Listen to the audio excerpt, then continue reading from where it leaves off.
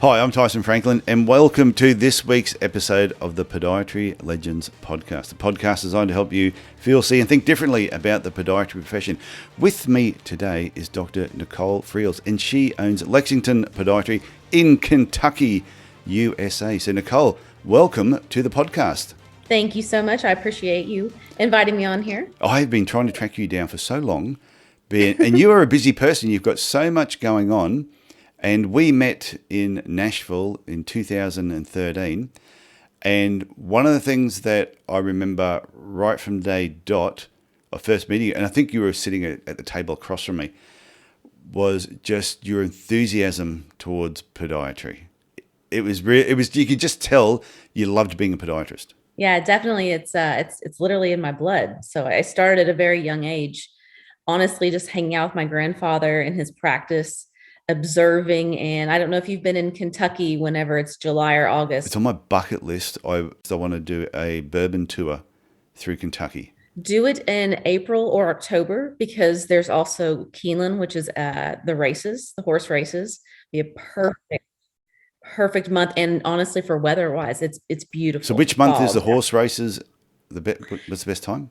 April and October, the entire month at Keeneland, which is in Lexington. So those 2 months, so there's horse races in April and horse races in October. Correct. Okay, and the weather's perfect.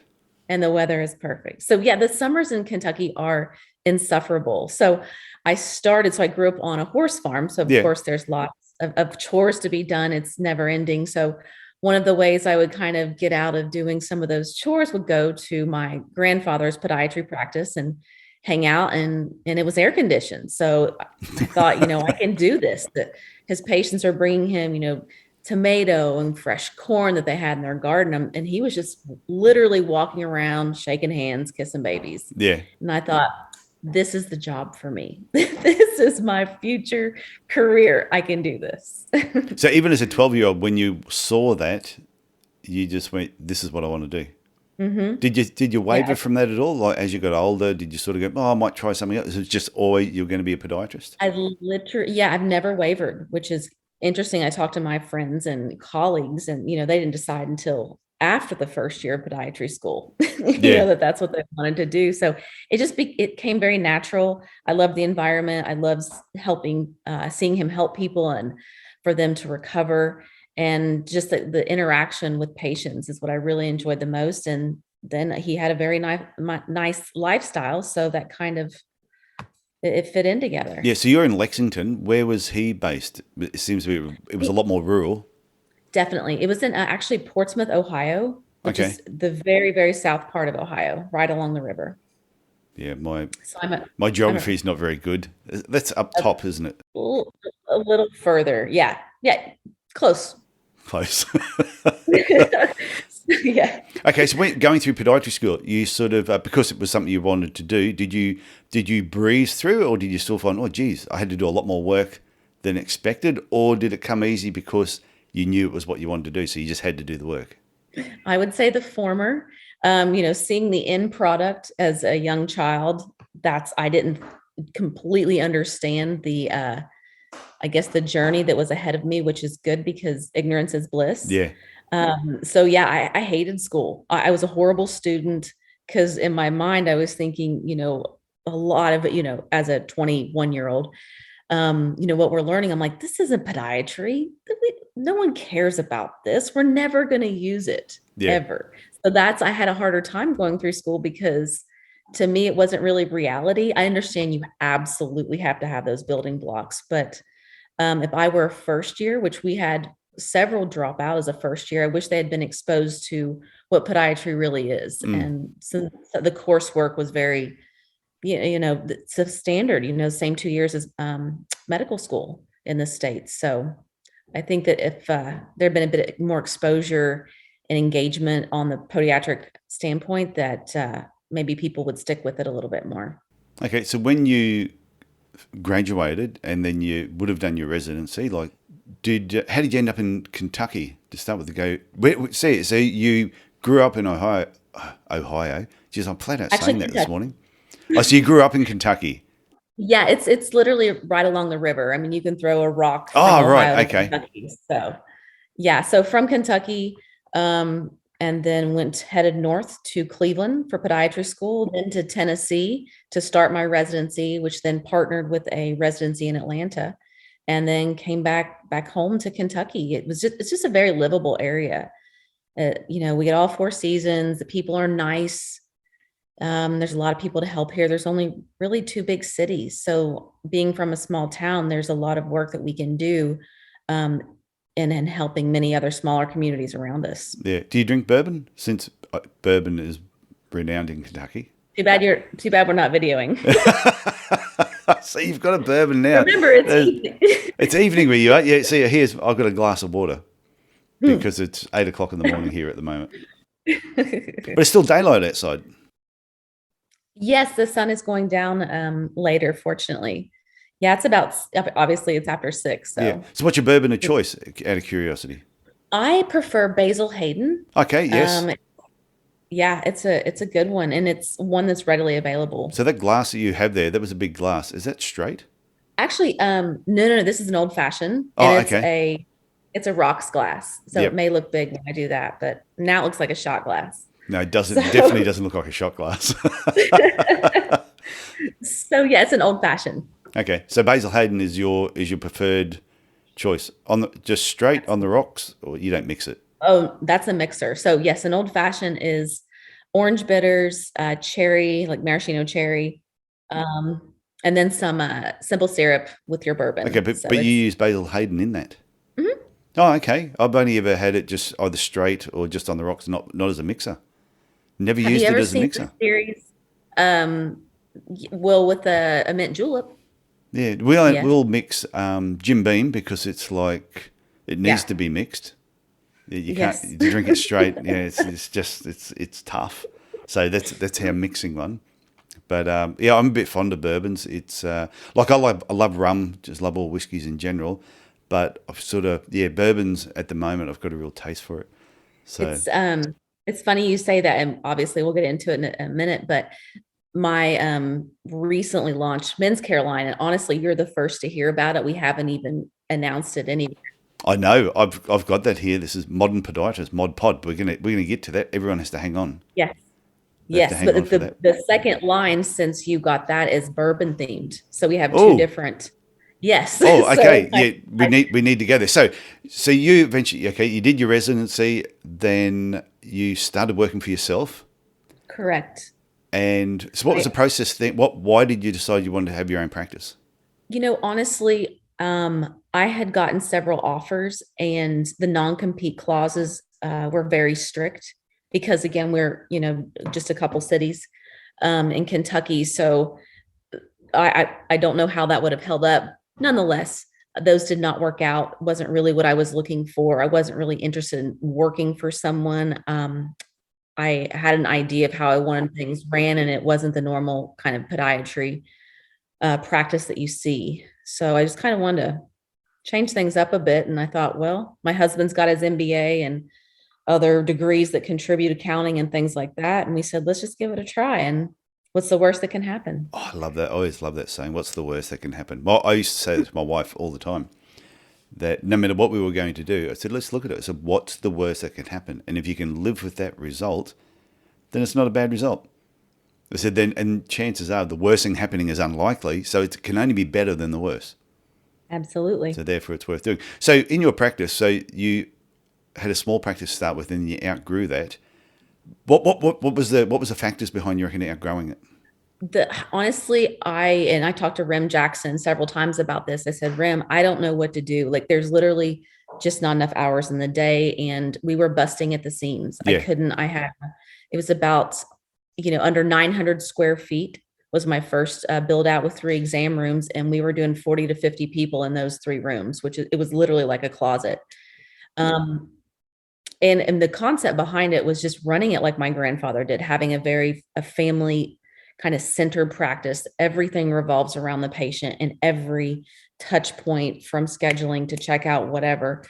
But anyway, that concept just connected and resonated with people. And then the word of mouth came out, and then it snowballed from there. And then about, I think, 3 years into that particular location, we expanded, to 5,000, and now we've expanded to 10,000. So Oh, so it keeps it just growing. kind of, it just keeps growing. I don't know. It's kind of wild. Yeah, I've used your practice as an example to a lot of other podiatrists since meeting you in 2013. After that, I kept going back to your website on how you had certain things set up. And when I've spoken to people at certain times, I go, if you want to see a good website or something that someone is running a business, not just the normal way, and you want to know more about how to focus on the patient, I said, yeah, go to Lexington Podiatry. So I've used that a lot over the years. Plus, Aw. when I said that I wanted to get you on here, one of the things was because of how many Google reviews you have. And last week's episode, I mentioned how many Google reviews you have. And as of today, when I looked, your rating is 4.9 and you have 1,745 Google reviews. What is your secret? Again, it's I get asked that all the time, but it has to start and end with the patient. So Yeah. when you are hired, we go through a very strict process for hiring and filtering out people that don't believe in our culture. I've done a lot of studying and research at the Disney Institute in Orlando and attending their courses. And Have you done Disney University? Mhm. Oh, yeah, I've always wanted to do that. Yeah, it's fantastic. I mean, the immersion experience that you get is, they teach you kind of how to do that and rely on the five senses. So we were able to, in our own way that's applicable to podiatry, get that into the office. And I think I did it subconsciously before. I didn't really know, the process behind it. So a lot of those things were already being done, and it's kind of I love to travel. And I don't know if you've been on Delta, been to the Delta Sky Club or maybe No. the American Express Centurion Lounge. Oh, Does yes. that Yeah, ring? yeah, those sort of things, yes. Okay. Yeah. So I always love that experience. And so I set up our practice with that culture in mind. Everything is right at the fingertips. So that really starts the whole experience for the patient. So you're comparing it to like the airport lounge to one of the clubs. Yeah. But I'll tell you a funny story. My daughter usually travels with me, and so I'm always a member of the Qantas Club. So she's just so used to going in the Qantas Club with me. Anyway, last weekend she was going down to Brisbane with her mum, and then she said, "Oh, we should get there about an hour early because I'm really hungry. I always enjoy their eggs." And my wife goes, "What are you talking about?" Well, when we go into the Qantas Club, she goes, "We're not going to the Qantas Club because usually you with your dad when you travel." He takes you in the Qantas Club. She goes, "So what? We have to just sit out with everybody else." She went, "Yeah, you do." And she goes, "You are so spoiled." Welcome to reality. But people love that sort of service. So that's what you're providing to the patients. It's like being in a airport private lounge. Exactly. And the challenging part with that is getting your staff to keep them, on point and to keep them focused. But the patients, I think they feel it. They definitely connect with it, and it's just a different experience. And I hear all the time, I don't mind coming here for a doctor's appointment. I hate the doctor, but I don't mind coming here. Yeah. Can I hang out here? Can I take a nap? Can I just read a book because I want to get away from my 95-year-old mother that's in the waiting room? Can I just stay back here and read a bit? So it's a very warm setting. So you came up with that idea because, like you said, when you travel, you're in those lounges. You went, well, this is what I like. So you've pretty much focused on the patient. You've made them important That's where people. it started. When I opened this, over 14 years ago at this point, I had never been into a Delta Sky Club. I was broke as a joke with, I think, $8 in my All been bank there. account. Yep. Yeah, exactly. And then this was something I just thought it was right to do. This is how I want to be treated when I go to a doctor's appointment. Why not make this a reality? And it doesn't take a lot of money. It just takes a lot of intention, Yeah. and planning and management to make sure it just continues to run like you want it to. It's funny though, isn't it? Because do you remember your first visit ever in like one of those club lounges? Not my first ever, but the feel is always there. And the Yeah. feel is like when you walk on Main Street in Disney, how they pump in, they have the popcorn machine intentionally there. Yeah. when you're leaving to grab more as you go because they know it's a You would have guarantee. read that book, Be Our Guest. Oh yeah. How good is that Yeah, book? That what I took away from that book after reading it, and I mentioned this last week, was nothing happens at Disney by accident. exactly. Nothing happens by accident. Exactly. There's another good one. I think it's just Disney University, Okay. Disney U, I believe, and it gets more into the detail. The Be Our Guest is a more of a broad overview of it, but Yeah. the Disney gets more details. So you have this thing called like a VIP patient, but they're called very individualized person. So you pretty much treat every person, just your VIPs, not just treating them better, but it's treating them like they are different to everybody else. They're their own person. Exactly. Just kind of taking to account um, everything from lifestyle to include job. Do you have children? Are you chasing your grandkids? A lot of times, and when I was taught in school, it was like, this is the book. They have a fracture, they have to do this. Well, in reality, talking to the patient, I work at Toyota, I'm supporting my family, I can't do this. So, thinking out of the box, getting creative, and really listening to the patient and their needs, taking that time and just slow down and listen to their situation instead of treating it like a diagnosis, because that's the easy part. Yeah. You know, treating, eh, I guess, treating them around their daily commitments. That's the challenging part.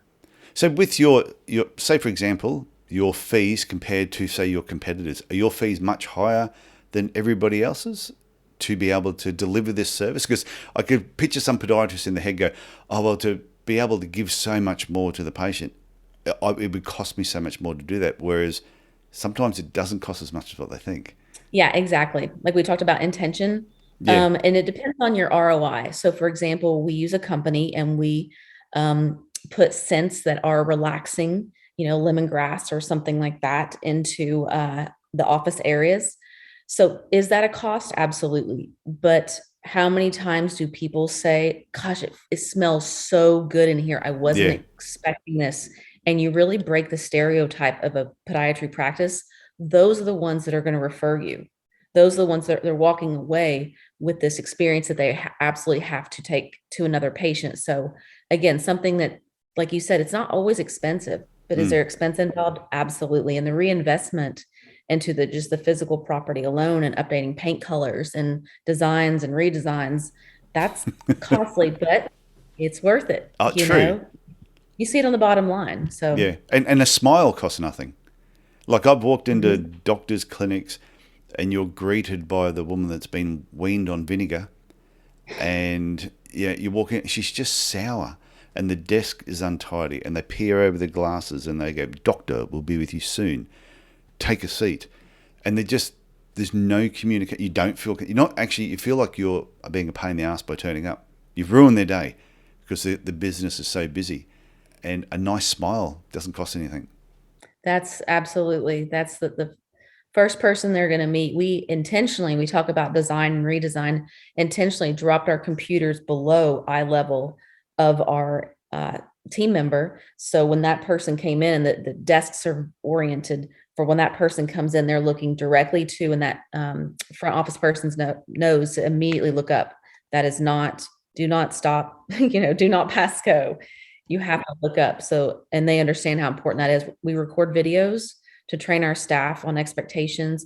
We actually record videos that they watch before are even granted an interview to see if they are willing to put forth the effort that it takes to live up to the culture that we've created.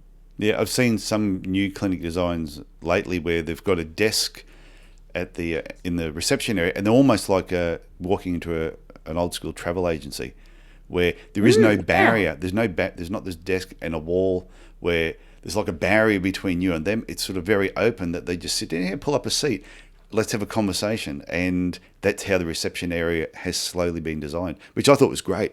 that's exactly how ours is designed. That's funny you say a travel Yeah, agency. Yeah, so everything is open. when you go to a travel agency, it's a really open conversation, and they need to really get to know you because they're organising something that's so important. So yeah, I love that. It's good to hear that you're doing exactly the same thing. Yeah, it's definitely I think beneficial, and it honestly takes up less space. So Yeah.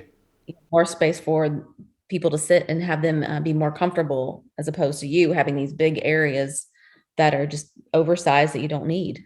Yeah. I've seen also some really nice hotels or motels that I've stayed at that have had the same sort of structure where you come in there and it's like they've been waiting just for me. And you arrive and you sit down and it's so where did you get the idea from? Where did you see it somewhere the first time, or did you have a hospitality background when you were studying or anything like that? Outside of being a waitress in college, no hospitality background, no Yeah. formal hospitality background. No, I don't even know where the idea came from. It just made sense. When you think about actually John Juliana, who we adore, has been a mentor for a couple decades. We have invited him to come down. He has, and he talks about workflow and things like that. So we had also had a motion analysis performed on the office. So kind of like founder style Oh, McDonald's, yes, I love how that video. Yes. they know those movements and kind of how many steps it takes to get there. So we laid the office out like that, like the reception. After just sitting down researching, we wanted to maximize the number of chairs for guests, and how can we do that with the smallest desk space possible.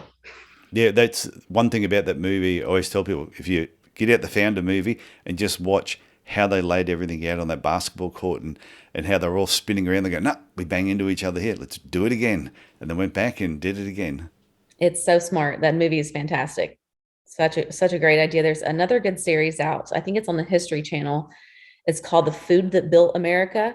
And it talks about these, like during the industrial age, these different companies, if it's Coke or if it's Snickers or whatever, how they, from a manufacturing standpoint and a time efficiency standpoint, were able to lay things out to continue to what it is today. The technology has not changed outside of computers doing it, but it's a fantastic series. Oh, I'm going to have to check that out. So what's it called? The Food That Built America. Oh, the food to build America. It's all the stuff that we grew up on Okay, I'll check from the that out. beginning. So how important is it to, like, you've got all this and you're looking after your patients. I did pick up that you call them guests, which is good. They don't always have to, they don't call them patients because they need patients to keep waiting sometimes. But how important is it to treat your team as good as, if not better than, your guests? Imperative. Um, they are your biggest advocates. I always, you talk to other doctors. I'm like, you don't want to piss these people off. This is your team. Yeah. You can't do this without any of them, from the person answering the phone to the person, dispensing a boot or whatnot. So to me, I look at them, these are my best friends, and I treat them as such with different perks and lunches, whatever, all the stuff they get. And to really, let them feel like at the time it was like, I'm your sister. Now it's more like I'm your mom. But yeah, you got to keep them close. You got to keep them happy because everyone's hiring. And if you've got a good one, then you take care of them 100%. I think some doctors have in that area have seen just in, growing up through residency, it's like, the way that they're treated is almost inhumane. It doesn't make sense to me, but you're no better than anybody else. No, it's funny you should say that because I know some podiatrists I know who employ people and they go, oh, no, I don't want to get close to the people that I employ because they will take advantage of me. And I'm going, people that really know, like, and trust you will never take advantage of you. And you shouldn't have anyone working with you who would take advantage of you. So it all comes back to your values and beliefs and the culture of your business. And if they fit, it should fit at work and it should fit outside of work. We've had people that have worked with us who at work they were fine, but they would never, under any circumstance, ever have anything to do with us outside of work. And they didn't last because you could just go, why? Whereas other people that prior to selling my last clinic that we're really good friends with, 6 years ago I sold the clinic, I'm still friends with them. We were friends while they worked with us. And tell you, we got so much more done together by being friends and really looking after each other. Yeah, absolutely. So hopefully people pay attention to that. The people that you work with, if you can't invite the people you work with over for dinner, they probably shouldn't be working for you. Right. Exactly. If you can't trust them, then what's the point? So one of the other things that I want to talk to you about was you've got here about inner practice competition. What do you mean by that? So we keep, but amongst the providers, and it's designed to make sure that the doctors are not missing anything. So I've hired associates in the past that didn't use an ultra or didn't have, were never trained on using an ultrasound or Yeah. other technology that's come in. So we started it by that, reviewing protocols. Listen, you didn't use it for this? Let's discuss it. And that kind of morphed into, we kind of kept track of each number. And then at that point, it just kind of became a little bit of a way to measure not only success, bottom line success, but how consistent they are with, protocols to making sure that, they're getting better as fast as possible and not, dragging it out just because you're not using the technology or DME or whatever that's available to you and at Yeah. your fingertips. So that's kind of how it started, but it's something always just to kind of make sure that you're benchmarking against your other doctors. You guys should all be on the same page. That's very consistent with your culture and outcomes, patient outcome and success in regard to. Yeah, there's a lot of younger podiatrists here in Australia who they get a bit upset when they go, "Oh, my boss is keeping KPIs on me." I'm going, and they're thinking, Yeah. "Oh, yeah, but yeah, I shouldn't be deciding on what treatment I do on my patient based on KPIs." And I'm going, "You've missed the whole point of what KPIs are all about. It's really about performance. It's not about you selling something to a patient they didn't need if they don't need it. It's just about overall, we all perform at a certain level. And if the whole idea of a key performance indicator is to make sure, are you staying up to the level? And if you're not, why? Did you have more patients that didn't require a particular service? Then that's fine. We've got the answer. But if I saw 100 certain patients and 70% did something, and you saw the same number, but only 20% did you see the wrong patients, or was it a lack of communication on how to explain the next step? So they think it's all about the boss coming down on them, but it's not. It's really about learning and improving. Absolutely. Learning, improving, and what have you missed? Yeah, You don't know what you don't know. So if you're not giving something to a patient because for whatever reason, that's a disservice to the patient. Like, I don't know about you, but I don't have any time to be injured. yeah, So you tell me exactly what I need, use the appropriate technology to diagnose, and then give me in and out. I don't want to be here. So let's just all move on. But yeah, for some reason, newer associates that they're just really apprehensive. They really don't get it. I mean, they've just taken their head out of a book, and that's the part of practicing and reality that sets in yeah. once you're able to kind of work directly with patients and their needs. Because one of the other key performance things where it really drove a point home to me, where I knew that sometimes the employees didn't understand, was you'd also use your key performance indicators on amount of new patients, for example, that were coming in. So has your marketing worked? Is your marketing working that month?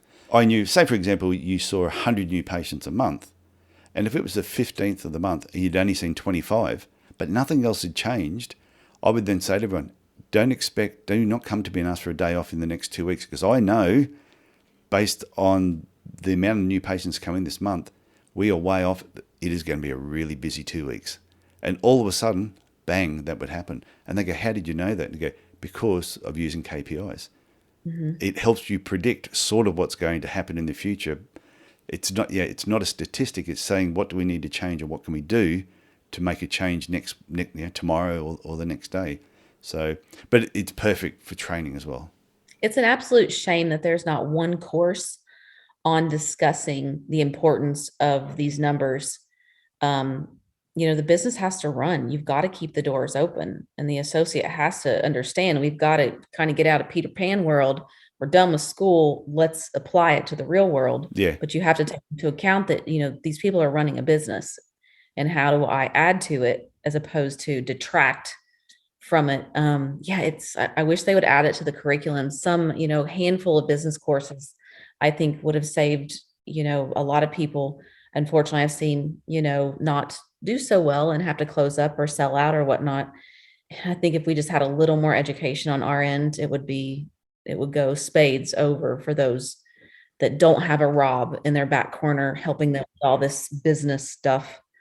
So Yeah, no, good I don't point. I want to move on to Mod Pod, Modern Podiatrist. It's a personal brand that you have launched. When did you launch it? Last year. Yes. What is it? Tell me what is it? What is this all about? And then you said something about bourbon. So la la la la Bourbon, yeah, I heard yada yada yada yada yada. Bourbon. So it started just with the concept behind, obviously, for my grandfather in memory of him. And in his office, when I was growing up, I would go in the back and he'd say, Nicole, blend up some lanolin, some vitamin A and D. And he would do these custom blends in these small little tins and give them to patients. Yeah. And patients loved them. They're getting something. And I thought, you know what, why don't we try to do something where I can, really do an homage to him, as well as provide a product that's superior to those out there in the podiatry sector. And so I kind of put the two together and then just modernized it. And then next thing you know, we were able to pare down like 42 products that we had from various vendors in our office down to 11. So I just made them, super potent, use, the majority are all natural. The antifungals are not, just because we couldn't do that. But yeah, the whole concept was like, what do I see every single day? I want to be able to recommend a product that I know I can stand behind. Plus, obviously, I'm cutting out the middleman, of buying it elsewhere. And I really wanted to do something, like I said, buck the curve. What can I do that's different? And with the presence of our social media channels, I thought that this would be a good way to get it out to our fans who are commenting and constantly asking us questions on YouTube of where do we get this? What should I do here? So I thought might as well create something and bring it to the masses. So are you selling it to other podiatrists as well? Yeah.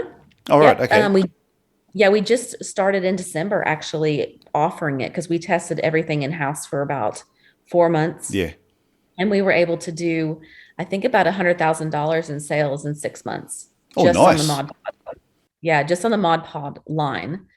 But we do a lot of cash, services. So, a lot of ancillary services that are not covered by insurance. So it blended perfectly into that.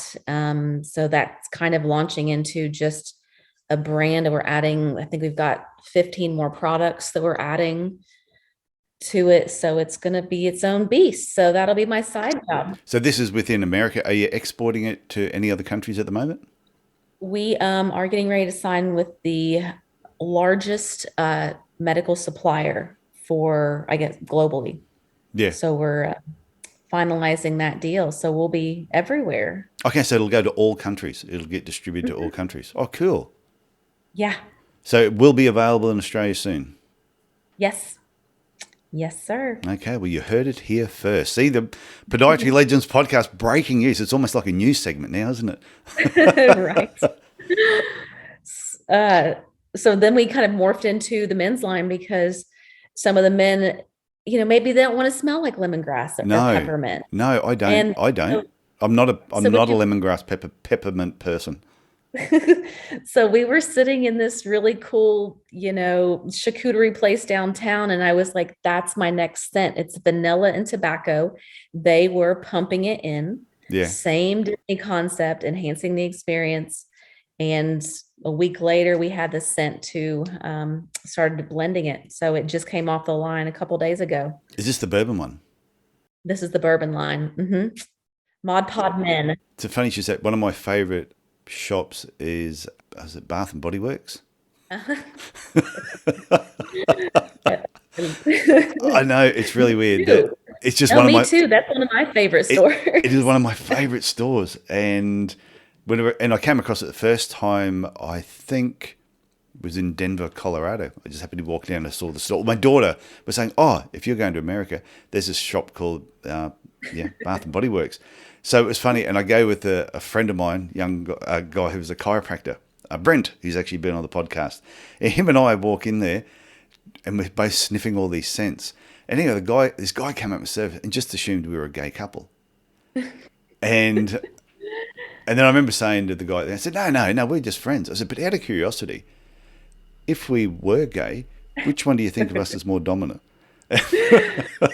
Oh, that's hilarious. So, Oh. but it's just one of my favorite shops. I love the smell of everything in there. I love testing the different things. But they also have, the reason I brought that up was they have a very, very small men's line. But one of the things that they have is like a bourbon scented, bourbon vanilla scented sort of body deodorant.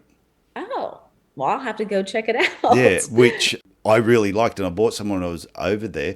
Now we've got Bath and Body Works here in Australia as well, but don't have any. There's none in Cairns where I live. Uh, huh.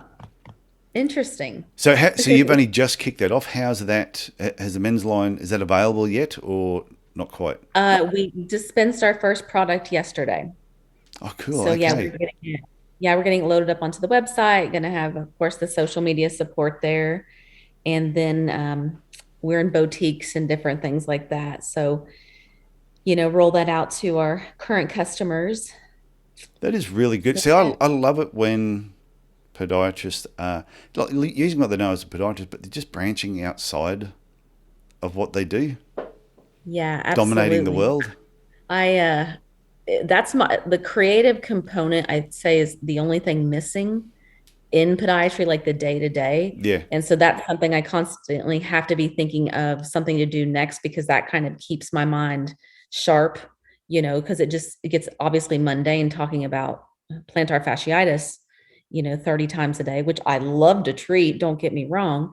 But it's nice to have something that you actually have to think about. You know what I mean? It takes more brain power to come up with different things and working on design and I just think it's whatnots. good though. Like I've had a lot of podiatrists on the podcast who are doing things outside of podiatry, and the whole purpose of doing this podcast was to initially sort of show students who are coming through and people who have just recently graduated. Oh, yeah, like if you're finding podiatry boring, have a listen to these guests, and all of a sudden you'll find out podiatry is what you make it. Hmm. It is far from boring. I mean, far, far from boring. You can make it as boring as you want. But you were the first person, and a lot of people will hear me say this, that you were the first person that I saw that did the find the toenail cake. Yeah. Well, I think I got that off of Brent. I'm sure I did. Yeah, it was a huge hit, I've of got a course. photo. I've got a photo of the find the toenail cake that Yeah. you must have posted. So I think you posted it when you were in like the Marketer of the Year awards, and it must have been up on screen. And I took a photo or something of it, and I've used that in different talks I've done. Go, look, you can just do some crazy stuff to stand out from what everybody else is doing. I said, look at this, find the Yeah. toenail cake. I did another one. I got it online, like this pure like chocolate foot. Yeah, And so there was a practice in town who had supported me, after a year. It was early on. And so I sent them this gigantic human size foot of chocolate. And I said, thank you so much for letting me get my foot in the door. And I saw my primary care doctor. He's like, that was just so creative and just something different, outside of like, here's some donuts yeah, again. more donuts. Anything. That's kind of my motto: be different in anything and everything. Just, swim up the stream. Don't follow the rest of the pack. Well, it was something that I was going to do like a short little video on this and put it in. 'Cause I've got this group called Podiatry Business Owners Club on Hmm. Facebook. So if you're not in there, I'm not sure if you're in there or not. I'm not sure. I just found a bunch of them. I may be. Yeah, I think you are, but I was going to do a short little video and just talking about you don't need to be big to stand out. You just need to be different. So, in Hmm. a perfect example, you draw a big circle and have a whole pile of little black dots in there. And a lot of people think you've got to be this massive big black dot to stand out from the other smaller dots. But you put one little red dot in there, and straight away it stands out from everything else. So it makes you realize you don't need to be big to stand out. You just need to be different to stand out. And then it's trying to find out. Then you've got to think, but what can you do to make things different? That's the hard part. That's that's tough. I always say, if you want to be different, study what other successful podiatrists are doing. So I used to do a one-day marketing workshop live, then I cut it back to just doing it online. But I'm thinking, about doing. I'm thinking of doing one in America in October when I come over, Nice. and taking it back to a live 1 day workshop. And the workshop I was doing was titled, Podiatry Marketing, Success Leaves Clues. Now I said, now I could have Good. called this Podiatry Marketing, Unsuccessful Podiatrist Leaves Clues. Because if you want to know how to fail, just look at all the podiatrists that aren't doing that great.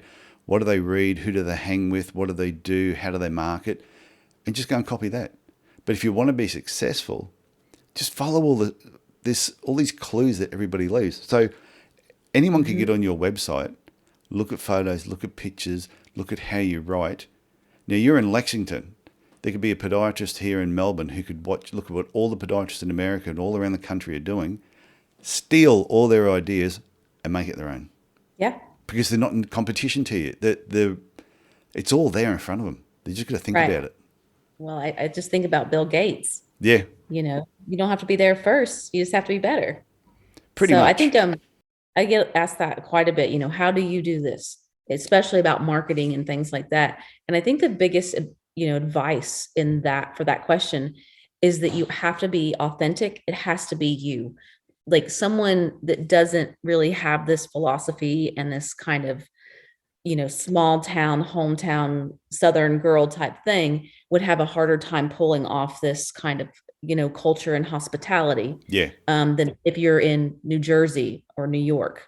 I think that, when I have some New Englanders in, it's so funny because they're like, we're just not used to this. It's almost uncomfortable to a point. you're too So they're friendly. kind of like, okay, let's just go. Yeah, we don't need to be talking all day. I got to go. Yeah, So I love it. But I just think it's more, what speaks to you and how do you communicate with your patient? And as long as you guys are on the same level and have the same vision, then it'll work. So, I mean, if I were up north, I'm just trying to think, it would not be this theme at all. It would yeah, be completely something different. yeah. Well, same as here in Cairns, we used to have Tropical Shirt Friday, that we wear Hawaiian shirts on a Friday. Now you probably Uh-huh. couldn't do that in Melbourne. It'd be like, probably Yeah. wouldn't work. But I live in the tropics, so we could get away with it.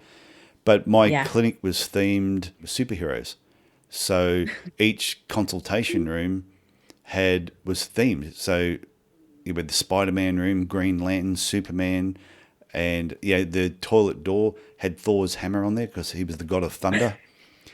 And we had a lot of fun with it. My office had the Invisible Man on there because you could never find me, and my wife's door had Wonder Woman on there.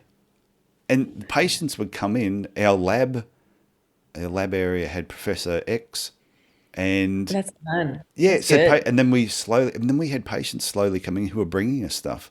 Hey, I was on holidays and I saw this superhero calendar. I thought you'd like it, and I That's went, cute. oh yeah, that's great. And so each room slowly started to take on the different theme of things, and it just became fun. And Yeah. it's Yeah. sort of, our clinic was already different and was always bright and colourful, but it was always professional. We didn't do anything that was daggy, but I reckon that you could do in any city. It wouldn't matter where you were.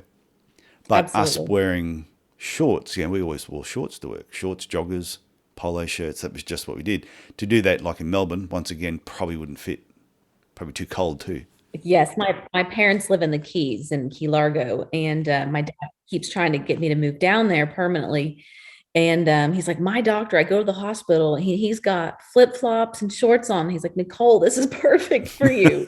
But it's funny, like I would never do that here. But I love it. I wish we could. Yeah, but I think everybody needs to look at what other podiatrists are doing, and don't just steal an idea and say it's yours, but look at what they're doing and use it as inspiration Yeah. to modify it slightly to suit, like I think it's a great example, to suit your area and your personality. Hmm. Where I love to have fun and I love to have a laugh. So my whole clinic, anyone that worked with me, if you didn't have a good sense of humour, you probably weren't going to last. And used to find majority of my patients all had a good sense of humour, and those that didn't have a good sense of humour didn't last too long. Yeah. There's somewhere else for them. Yeah. There's always a better clinic that's gonna suit them more. So if people want to reach out to you first, if they're in America right now and they know they can order the products, is there a website they can go to learn more about the modern podiatry, ModPod? Yes, it's actually modernpodiatrist.com. Okay. Absolutely. And if it's a podiatry or any type of store looking to purchase, we do bulk discounts. So you can reach out directly to, I guess I'll just give you actually give you Rob's email. Yeah, that's right. Yeah, give us all your details. Yeah. So it's Rob and I'm Lex, podiatry.com. So any orders can go there and we'll do discounts and all that good stuff. So. Okay. And when are you hoping to get the whole international level with all the products that way? I would say within a month. Okay, good. They'll be available. And then once that's available, I will send that to you, the name of the company. Yeah, that'd be great. Where people can access. Yeah. Well, same thing, like in the Podiatry Business Owners Club, if once it's all up and running, just give us some info and I can just put it in there so people know it's available. Okay. Thank you. So Nicole, I want to thank you for coming on the Podiatry Legends podcast. Like I said, it took a while. But it was definitely worthwhile, and you are definitely an inspiration for the profession and an absolute pleasure to talk to. Thank you. It's been a lot of fun. I appreciate it. Well, I hope you enjoyed listening to Dr. Nicole Freels today. And if this episode does not get your creative juices flowing, I don't think anything will. I got fired up the first time I spoke to Nicole when we did the recording. I got fired up and inspired again when I was doing the editing process. It actually took me a long time to edit this particular episode because I kept stopping and thinking about what she was saying. So I think do the same thing yourself. Just go back and listen to this multiple times, and I think you'll hear something different every time that you listen to it. Before I wrap up, two more things. First one is this week's winner of the 45-minute one-on-one session with me for leaving a review on Apple Podcasts or whatever your podcast platform is Trina Fad, TRINIFAD from Australia, and she has written, super interesting. Such a great podcast for podiatrists at any stage of the journey. Listening will give you newfound love for your career and insight into the places it can take you. And I have to agree 100%. So Trina Fad, all you need to do is send me an email, tf@tysonfranklin.com, and just say, I was the winner for episode 204. And I'll send you a Zoom link. We'll get together and we can talk about anything you want, whether it's about your career, anything. The subject matter is yours. One last thing, just to remind everybody that I do have a channel on YouTube. All you got to do is look for Tyson E. Franklin, Podiatry Advisor and Mentor. And that's where I put all my videos. So there's a ton of them on there. So if you want to look through some business information, just some of my thoughts, go to my YouTube channel. And if you like what you see, click the subscribe button and also click the little bell icon, and it will remind you whenever I upload a video. Okay, that's it for me this week. I think I've rambled on enough. Look after yourself, look after your family, and I will talk to you again next week. Oh, and as Nicole would say too, make sure you look after your team. They're very, very important. Okay, talk to you later. Bye.